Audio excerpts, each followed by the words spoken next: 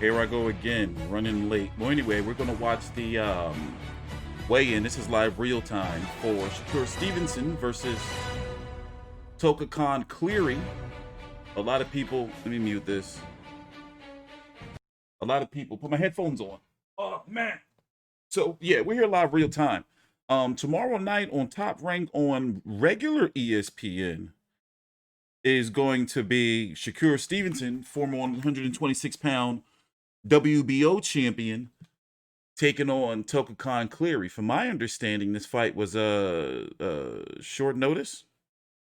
Like, what is it, less than 5 weeks or something? This date was originally, correct me if I'm wrong down in the comments, this date was, let's see, make sure the sound's on. Testing? Perfect. This was originally supposed to be Miguel Berchelt versus Oscar Valdez. Oh, wait, we're back. There ain't no pressure when. Hey, what's that music? I don't know that music. Anyway, please subscribe, like the video on TstreeT Controversy with FightView360.com. And I got some good news coming up for you guys. Not exactly sure, when I'm going to announce it, though. All right, fuck it. I'm going to be going into the live fight, commentary world. And, of course, I'm going to make sure that I do it differently than everybody else. We'll have brief legal fair use highlights. We'll have post-fight interviews, post-fight press conference, and my original post-fight videos will still remain. So basically, it's going to be interactive. You guys are going to be involved. So we're going to be here for the final bell of the main fight. We're going to do my post-fight videos. What's this? Oh, I and don't get hit in the process. I love this young, talented fighter. The 12-0 light flyweight and the continued return of Robesi Ramirez, the two-time gold medalist, Dre. He had a slip-up early in his career. He's got to stay on track. If he stays on track and keeps putting on those kind of performances, he's going to be a guy we talk about for a long time. Yeah, should be fighting for a featherweight title soon enough. Clay Collar back in the bubble. Mr. Bubble, Timmy. Man, I call him Mr. Butcher because he looked like a butcher, bro. And he gets in there and he chops up these guys. I like him. He's undefeated in the bubble, and I'm seeing if he can continue this streak.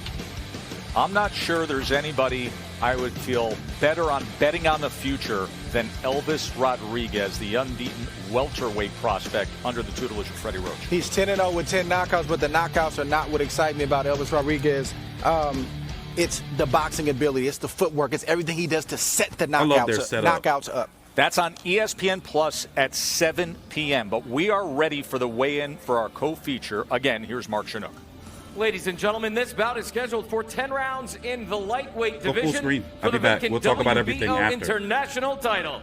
Please welcome from Osaka, Japan, presented in association with Taken Promotions, Masayoshi Nakatani.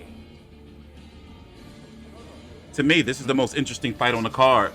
Remember, he went 12 with Teofimo, and even myself was like, Teofimo better leave Loma name out his mouth. Well, we know what happens. 135 on the nose, 135 for Masayoshi Nakatani.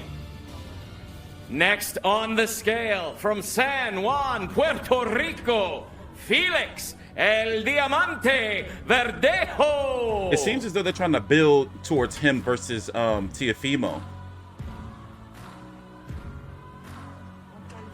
Verdejo's 135 for El Diamante Verdejo. 27 years old. You know the story of Verdejo.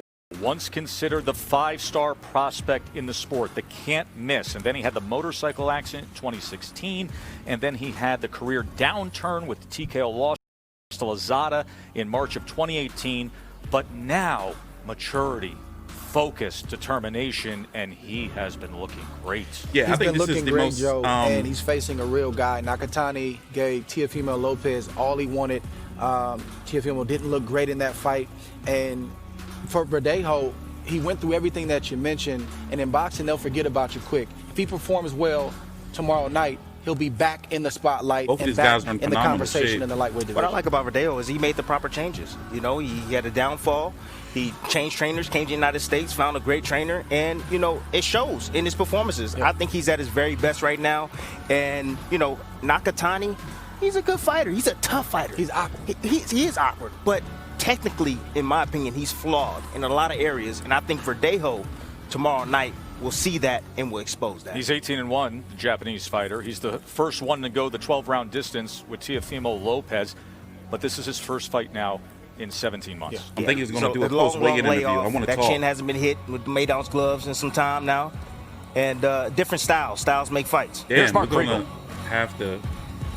Masayoshi, you're not a guy who talks a lot of stuff, but yesterday in our fighter meetings, you made a prediction. I'm wondering if you could share that with our audience and elaborate on that, why you think that way. 昨日ファイターミーティングで予想していただいたんですけれども、その予想を繰り返して言っていただくのと、なぜそれだけ自信があるか教えてください。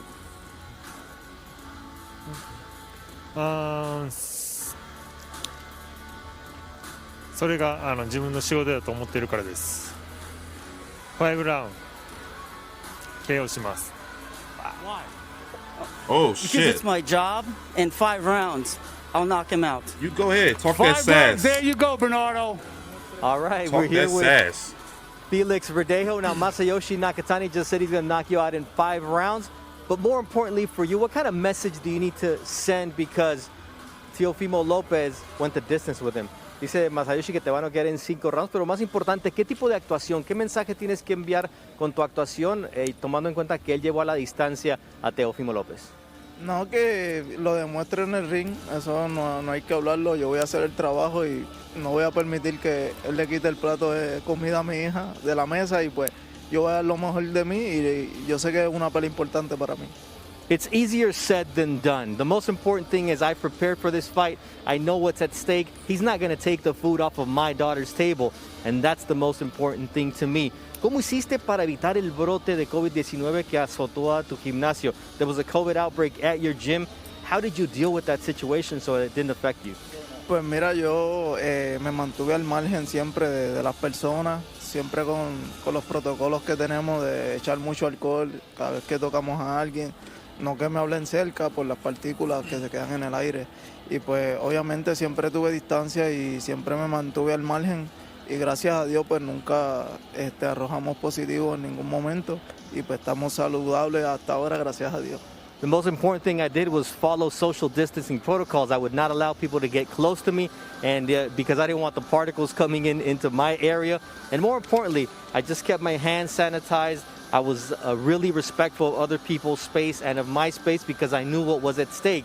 And here we are. I'm healthy and ready to put on a show.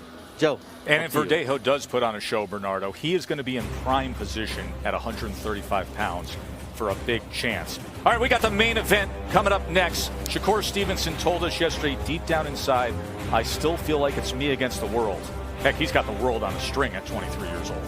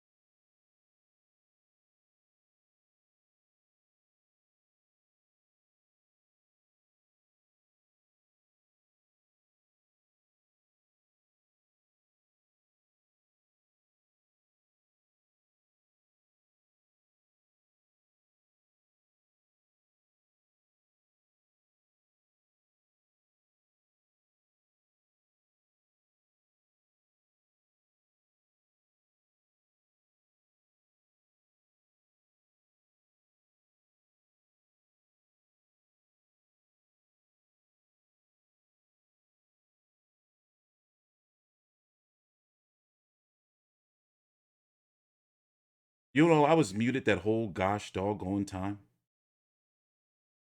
I was muted that whole gosh doggone time. So for those who are watching, I apologize. I am going to have that part edited out. But basically, I went on this whole spiel about how Verdejo at 27-1. Damn, I got to repeat all that shit over again. Gosh darn it. See, I was upstairs napping. Like, this is my second shift. You know, I was working this morning. Then, you know, but anyway, goddamn.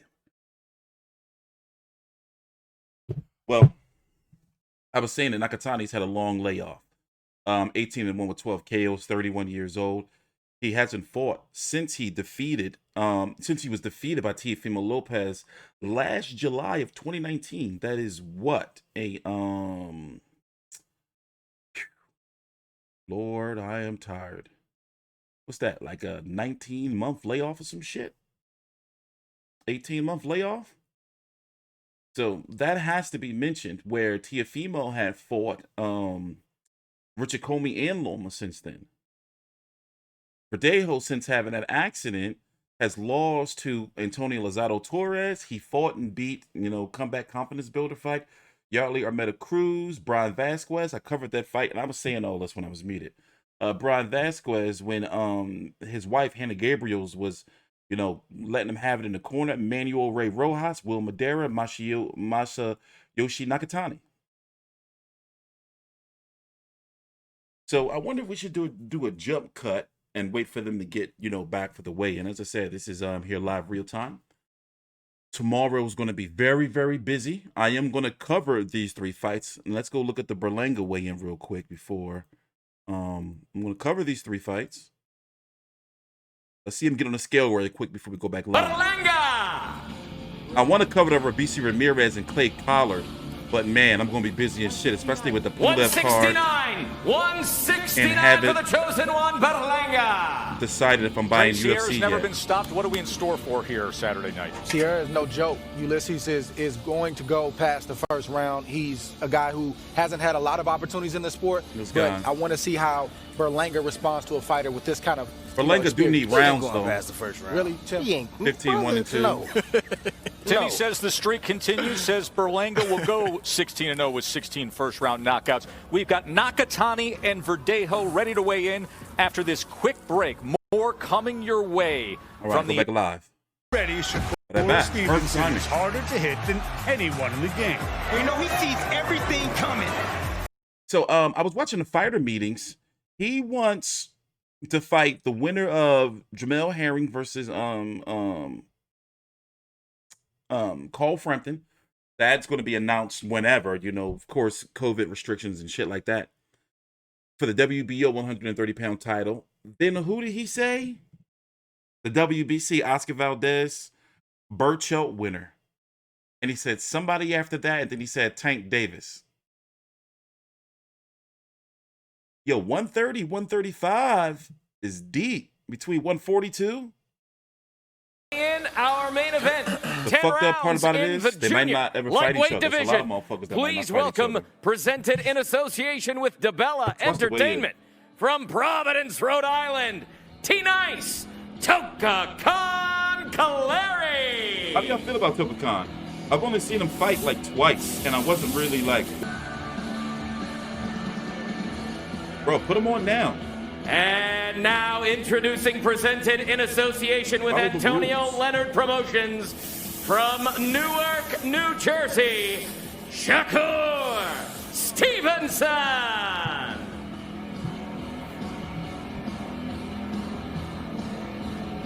Yeah, like Lomachenko. Like a few guys, right? Jojo Diaz, Lomachenko, Mel Herring. There is a path mapped out for Stevenson that could be extraordinarily attractive come 21, but he's got to stay the course and he's got to win on Saturday night. Andre Ward says he's just a mentor and not a co-manager now, whatever that means. First on the scale, with a record of 28-2 with 19 KOs, Toka Kahn Clary. We're going to talk about the card and everything after the weigh-in's over. Give you a nice little preview. Then I got to do a couple videos, a Broner video. 129, 129 for Toka Kahn Clary. And a video on And next on the scale, with a perfect PBC record of pay-per-view numbers 14 for and Spence 0, Garcia. 8 victories by knockout, Shakur Stevenson. Don't he look like he was a badass little kid?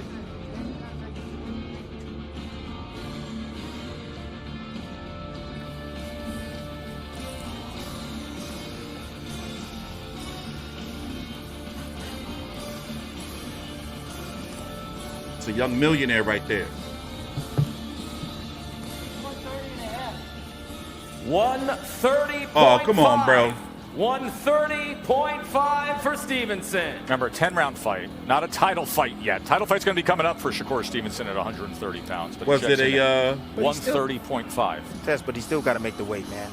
You know, and 0.5 doesn't seem like a whole lot, but you know, fighters are at their weakest point right here. You know, they get on the scales and they look all buff and strong, and yeah, but we're at our weakest point, man. It's a fragment of what will be the next day. So coming in here 0.5 over could be a scale issue. Could be a scale issue. Nah. But he has to make that weight. Well, he's gonna make it. He's got to. There you go. I like that thing. You know, I'm not worried about 0.5. He'll drop the shorts, and he should make everything. it. But he should on this second try right here. But he shouldn't have to drop his draws, Dre. I mean, Tim, Dre, no. It's a 0.5. I get it. If it's a pound or above, I understand. It's 0.5. Second go around here for Shakur to make 130. 130 on the nose. All right. There it is, Timmy. 130 on the nose for I'm glad, Stevenson. I'm glad he made it. The mask, the shorts, the watch, and the little booties. That's all it took. All right, so let's talk. Let's wait for the post weigh-in interview. I like Shakur Stevenson. I think he's going to be. Let's see. Let's go look and be sure first. Where do you rate him at 130 right now? It's between Tank and Berchelt for me. I'm not really like Stevenson. Gotta, you know, I can see, but he is new to the weight.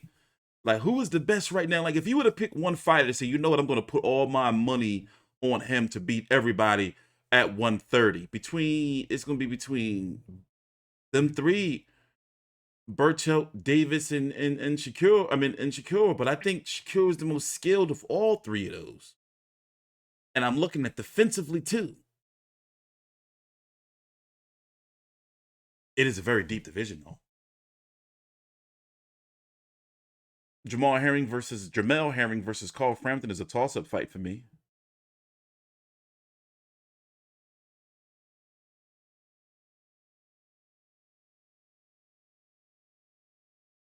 Crawford, I spar him all the time, but I think I'll be number one. I think my skill set is up there with everybody. And I said, that's the reason why I have you on the top pound list. But the only problem is that's not the only criteria. If it were, I understand. He won a world championship. But the guy's at 135. It's the eye test. That's all I need to see. There is no doubt sooner from a than later go to 140. standpoint, he has sublime skill. He acknowledges that he wants the resume to thicken up. And that resume could be thickening up in no time. Could be getting the Frampton Herring winner. He says he then wants to go after the WBC belt and get the winner of Berchelt and Valdez. Well, what happens when these guys don't want to face him?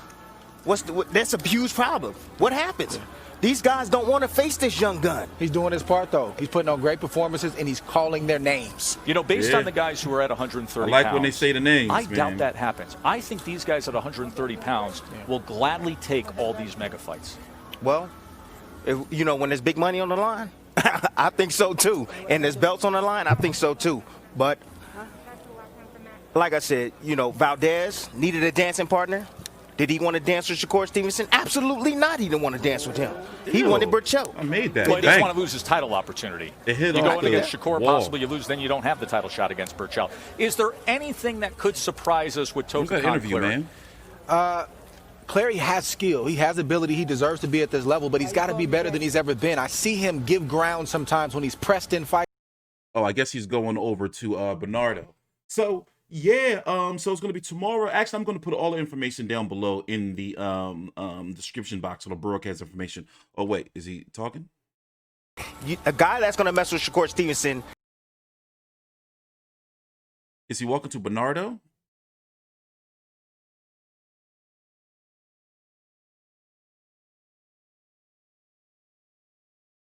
So he's just not going to do a post-weigh-in interview? Maybe he hungry. They're probably trying to get him to go eat. Like, yo, all right, like, you know? That's probably what that shit is. Weird.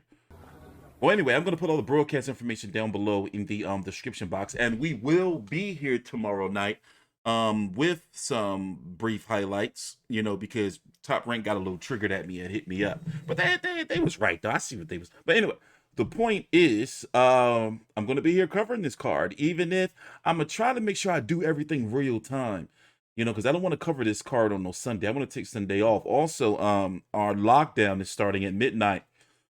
7 hours, all our restaurants and shit are closing. You know, lucky for me, I purchased a super PC. And as I was saying, I am going to be dabbling in the podcast and live fight commentary.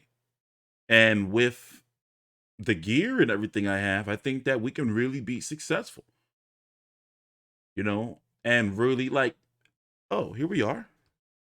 Wait, another way in? What the fuck is going on? And plus, happy holidays to everybody tuning in. This is the last fight inside the bubble of 2020, and boy, do we have fuck it, we'll watch it. Fights for you that is it Ramirez? Ramirez? Let's just get it started. 4 rounds in the welterweight division.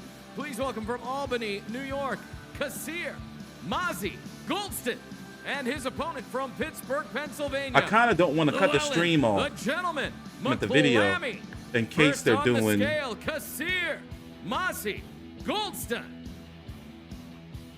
All right, so I'm wondering if like Shakur is going to do an interview, or if they're waiting until like at the end of the video or the stream or whatever. But I got shit to do, and plus, you know, I want to see if isn't Ashley Theophane and Sam Eglinton or some shit fighting today, some shit like that. I want to try to, you know, check that out. You know me, I love bullshit fights like that. To me, nothing. But anyway, damn, look at this nigga legs. What weight class is this? 147, 154? Imagine if he did karate 142.5, with that leg. 142. How tall is this man? Imagine if he did kung fu with those legs. Is kung fu a style? How come you never see like and in the UFC like practicing the style of kung fu? Like, what the fuck is, you know, what's up with that? This bout is scheduled for 4 rounds in the welterweight division. Cassius Mazi Goldston, Llewellyn. I kind of want to see this fight just because off a dude height and division. Long ass legs.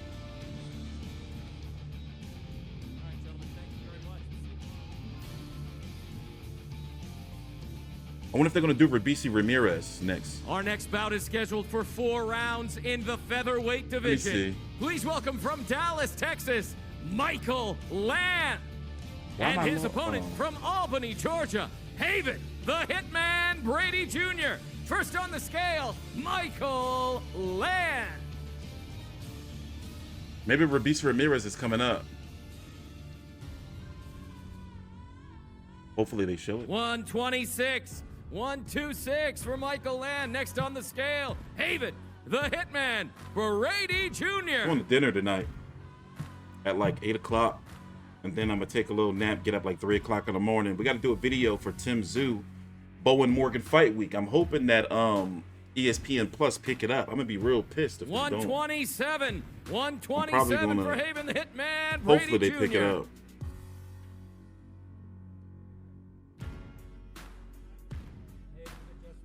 Yeah, but waiting for Ulises Ramirez. My stomach is fucked. I'm getting surgery, man. My life, man. It's always some crazy shit going on. From Dallas, Texas, Michael Land. And from Albany, Georgia, Haven, the Hitman Brady Jr. 4 rounds in the featherweight division. Always something. Oh.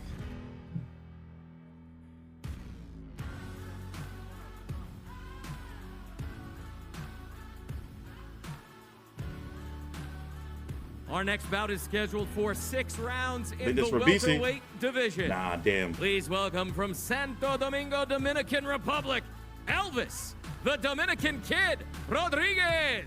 Hey. And his opponent from Clones, Ireland, Lethal, Larry I watched Flyers. his last fight. First he had on a crazy scale, knockout. Elvis, the Dominican Kid, Rodriguez.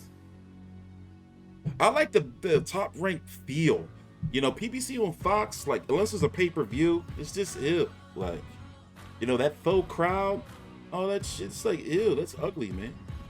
But Top Rank with the lights, some people say it's too much blue, though. I like it. Like the strobe lights and shit. 146.5 for Elvis, the Dominican Kid Rodriguez. They always say, and his opponent from like, Clones, media Ireland, and Lethal boxers, like fathers Larry and shit, Friars. is that Top Rank is like the best place to have your fighter developed. They may leave when they get, you know, like famous and shit, you know, but to be developed, Top Rank is the way to go. It's, then you gotta think they've been around for fucking, what is it, 60 years, some shit, 50?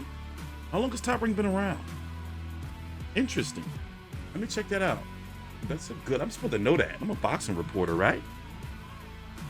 145.5, 145.5 for Lethal Larry Friars. 1966. It's crazy. 54 years? It's not 54 years. You see me pull out my calculator? I ain't shit. This bout is scheduled for 6 rounds in the welterweight division. Elvis, the Dominican Kid Rodriguez. Lethal Larry Friars. 6 rounds in the welterweight division. And Bob just turned 89, right? Damn.